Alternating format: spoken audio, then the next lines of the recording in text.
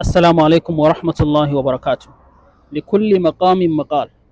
Mutum biyu ne suka zo za su ma wa'azi. Na farko da ya zo sai ya ce ma, idan kana sallah Allah zai yafi ma kurakuranka kuma zai shigar da kai aljanna. Na biyu da ya zo sai ya ce a'a. Ya ce idan baka sallah ka bar musulunci, sannan kuma in ka mutu wuta za ka shiga. Kaga da saƙo na farko da saƙo na biyu gabaki ɗaya iri ɗaya ne. Dukansu saƙon shi ne ka yi sallah, in ka yi sallah Allah zai shigar da kai aljanna, in kuma ba ka yi za ka shiga wuta, duka shi ne saƙon.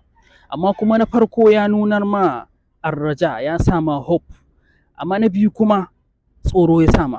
To wannan shi ne saƙon da Shaikhul Islam Ibn Taymiyyah ya karantar a cikin littafin Aljawabu Sahih, sai ya kawo misalai da annabi Musa da annabi Isa alaihi salam. Wato annabi Musa ya yi zamani ne da mutane masu taurin kai, sai ya zamanto wa'azin shi akwai khaufi a ciki, wato tsoro yake ba wa mutane. Shi kuma annabi Isa alaihi salam ya yi zamani ne da mutane masu sauƙin kai, sai ya zamanto duk wa'azin shi arraja.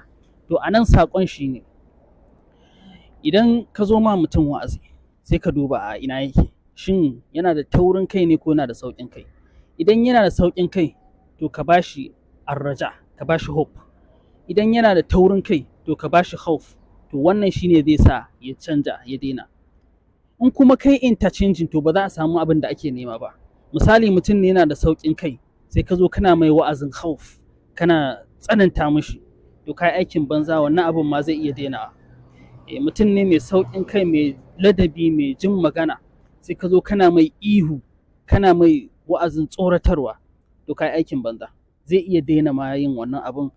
In kuma yana ma biyayya ne ma ya daina ma biyayya.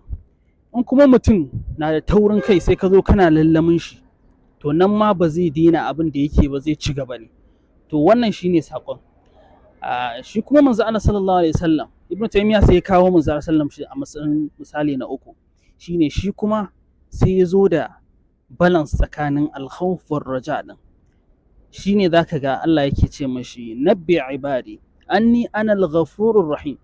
Ka gaya wa mutane cewa ni Allah ina da tsananin tausayi kuma ina da tsananin yafiya, ina yafa zunubai, ina iya yafa zunubai gabaki ɗaya ma. Sannan kuma ka gaya musu anna azabi huwa al-azabul alim. Azabata tana da tsanani, idan mutum ya shiga hannuna to zan mai azaba bin mai raɗaɗi. Dalilin shi ne manzo sallam shi bai yi zamani, al'umman shi ba masu taurin kai ba ne, ba kuma masu sauƙin kai ba ne. A duka akwai su ne, dukansu akwai su.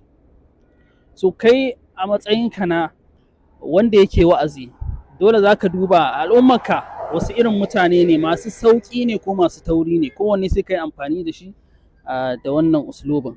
Sannan kuma idan mix ne, to sai ma kai ma ka ɗau irin na manzo sallam, yau ka yi zafi gobe ka yi sanyi.